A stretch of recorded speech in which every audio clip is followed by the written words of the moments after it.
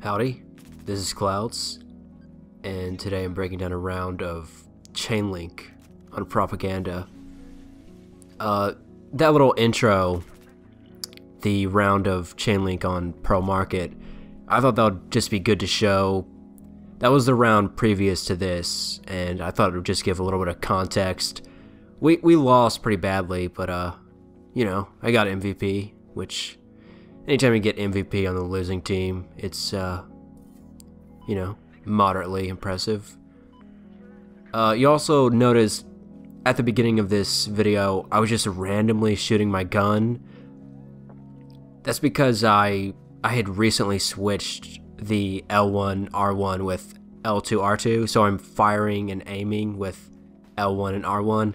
I was still getting used to it, but yeah, that's why I was doing that. Anyway, as you can see, I'm flanking the enemy, and you'll also notice I'm not really coming across any of the enemies, and that's because this is like 8v8. So yeah. Oh, look at this. I instantly was like, oh my god. At this point I was like, holy crap, dude, if I can get a spawn beacon in this like truck bed, I was so adamant that I get in there, but I give up. I actually, after this round, I went into an empty server and I tried everything, dude. I tried to get like on an MAV so I could get on that and then like hop. I tried to like get a running start, jumping from different angles. There's an invisible wall. You cannot get in there. But yeah, I put a beacon down. It's actually not a great spot for a beacon over there. It's kind of in the open. As you can see, I choose not to go for that gimme flag right at the enemy's base. A couple reasons for that. On Propaganda,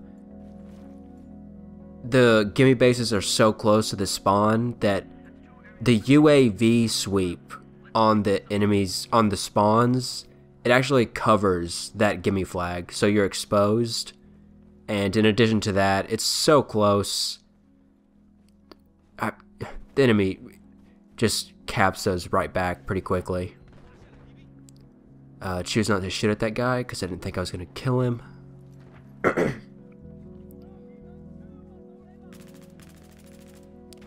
Kind of a sloppy gunfight.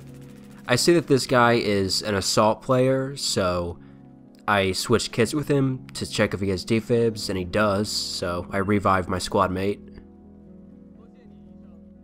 You'll see this. This is weird. I was so confused. I thought this was an 870, so I thought this was like glitched. I'm like, why is it firing so fast, dude? And then I noticed in the kill feed it's an M1014. So yeah. Also, you have to excuse me if I cough or have a, you know, clear my throat. I'm actually kind of sick right now. Anyway, we're in a good position. We've got most of the capture points, and we've pushed the enemy back to just these couple of capture points. You'll see here, I saw an enemy. There were two enemies, and we killed one. And at this point, I thought my squad mates killed that other guy, but it turns out that he didn't. So there's now an enemy behind us. Oh, you'll see here I'm trying to be cute by tossing C4 over the wall. I don't kill anything though, so I mean, you miss 100% of the shots you don't take, so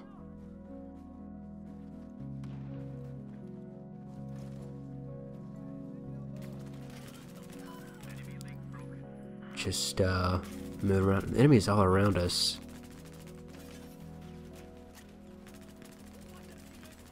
I finally see now. I don't know if I noticed now, but you'll look on the bottom of the screen. The enemy that flanked us has captured F. So I hope eventually I go back there. Grab this guy's kit. Try to revive this guy. I'm not fast enough.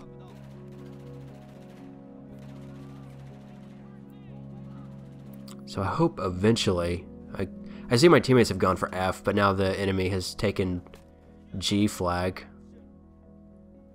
What do I do here? I wasn't sure if we were capping Bravo or the enemy was. I see that we cap B. I look over here just to see maybe there's some enemies over there, and then I head over to F and G.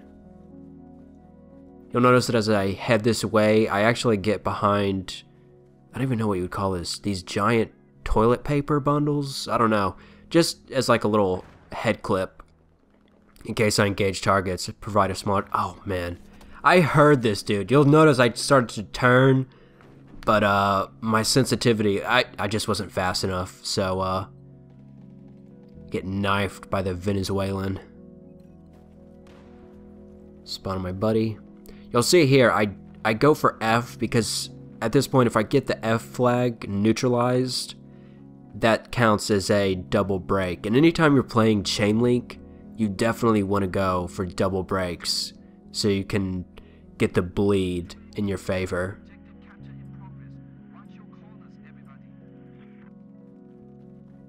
Then I go to take our gimme flag.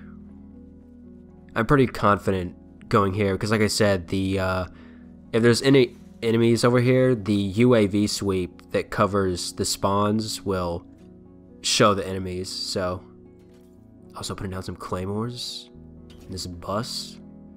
I don't want to brag, but I'm pretty good with claymores. I see the enemy took F, so I know they're coming. So I hang back. I wait for this guy to pop up on the minimap, because if he comes to G, see here, right here, I see him from the UAV sweep, so I know he's coming. And I take him out. I don't think the UAV sweep covers the gimme flags on all Chainlink maps. I know it does on Pearl Market and Propaganda. I don't think it does it on Sunken Dragon, and I'm not sure if it does it on Lumpini Garden. It might or it might not, but yeah, on Propaganda and Pearl Market, you definitely got to watch out for that UAV sweep near the gimme flags. Putting down another claymore in case somebody tries to flank that way.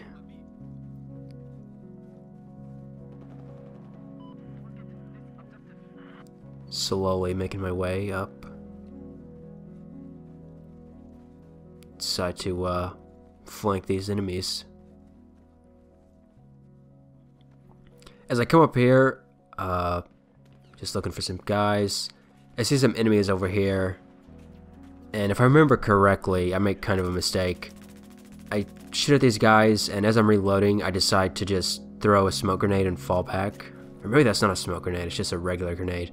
But the ACWR, it actually reloads fairly quickly, so I don't think I necessarily had to fall back. I probably could have stayed aggressive and pushed those guys.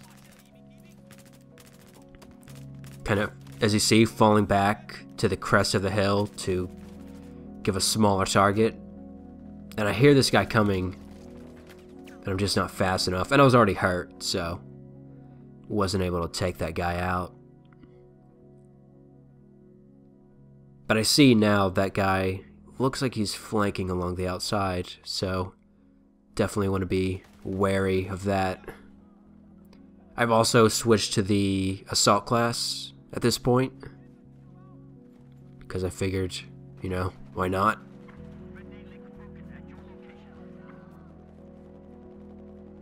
See that this link was broken. Oh man, I mess up. Do get one grenade in there though. Wow, dude, that horrible aim. Oh my god. This dude Ivanhoe doing pretty good. Although I do get a post-death claymore kill, so I may not have good aim, but I do have good claymore placement.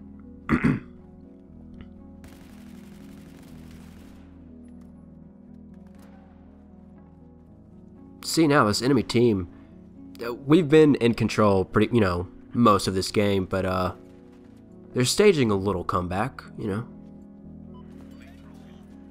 Right here, I throw some incendiaries at the door just to hold these guys back so they don't push me. I noticed the bleed isn't in my favor, so I switch positions, hopefully to take some of these guys out. Oh, I remember this. I was wearing headsets and I could hear this guy's footsteps. Now,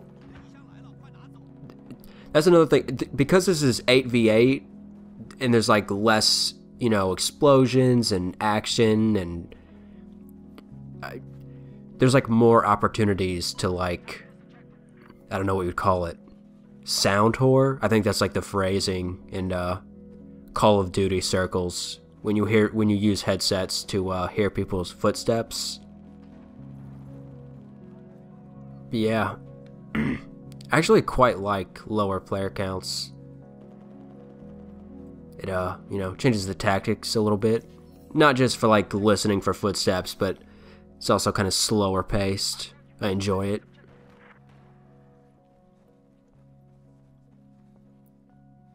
Coming up to the F flag. You'll see again, look on the minimap, all the enemies on G flag are popping up on the minimap from that UAV sweep.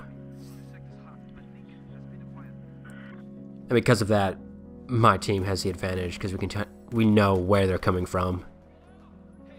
But I do make a mistake. You can see on the minimap there's 3 enemies, but I don't know, I didn't pay attention, so I engage 3 guys. Bad choice. That was not a good time to peek that corner. See, now this enemy team is doing really well. We've got 0 links. They've got quite a few. And at this point, we're losing tickets quite fast.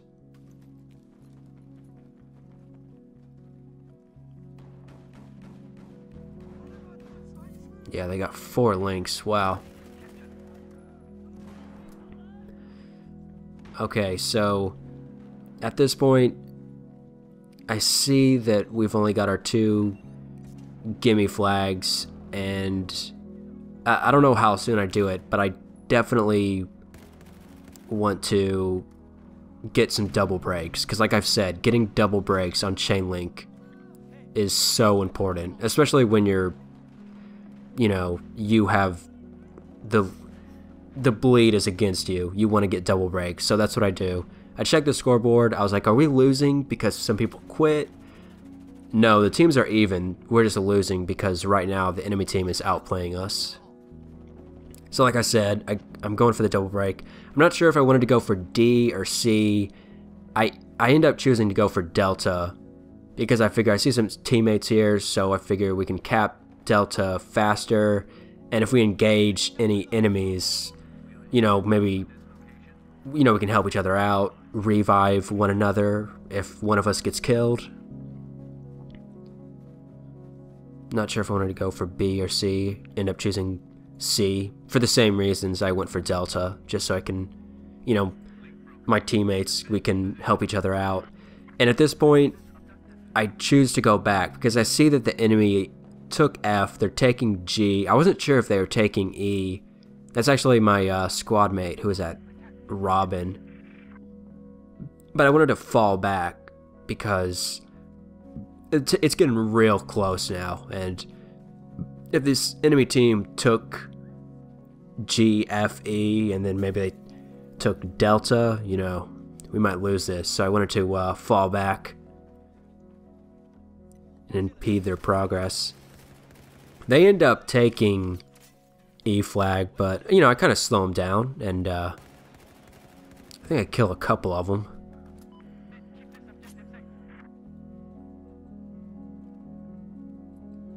But, yeah, we now have the ticket bleed in our favor, so we win the game by, like, you know, 160 tickets, which, winning by 160 tickets... You'll see here. Look on the scoreboard. The top scoring guy on the enemy team, he got MVP. So good for him. Also, I mentioned this before. The share button has a 15-minute time limit. That comes into play here because it stopped recording before it got to the scoreboard, so I'm actually going to put a screenshot of the scoreboard just so you guys can look at it. Yeah, like I said, I think 2 people on the enemy team outscored my team's top score guy. So, I've said it before, if you get MVP on the losing team, you did pretty well. And, yeah, 160 tickets or whatever, or 150, I already forgot how much we won by. That sounds like quite a lot, but on Chainlink, with the way the bleed works, I mean, if they got just one more flag, that could have easily been much closer. Another thing I pointed out, 8v8, I think I mentioned this in my first, the PS4 first commentary I did, that I wasn't sure if 32-player rush, I would like it or not. I prefer lower player counts. I don't know if it's just because I've spent hundreds of hours playing 24-player rush, but yeah, I think a lot of the maps in Battlefield 4, especially the rush and Chainlink maps, for 32 players, it can be a bit crowded. So, I mean, 8v8 is a little bit less action-packed, but overall, I think it could be very interesting to play. It also, you gotta change your tactics a little bit. Yeah, so that was Chainlink on propaganda. We got revenge for our loss on Pro Market, and revenge, it always tastes good. It tastes quite good in my mouth, I gotta say. So yeah, thanks for watching. I don't know how many of you guys are on PS3 or PS4, but if any of you have in the recent times switched over, what do you think of the player counts? 'Cause I think like 32 players and 64 players, like on some conquest maps, yeah, it can work, but for rush, I mean, the only rush map I can think that I enjoy on 32 players is Dragon Valley, because that's a pretty big rush map. So, yeah. Thanks for watching. Goodbye. Bye.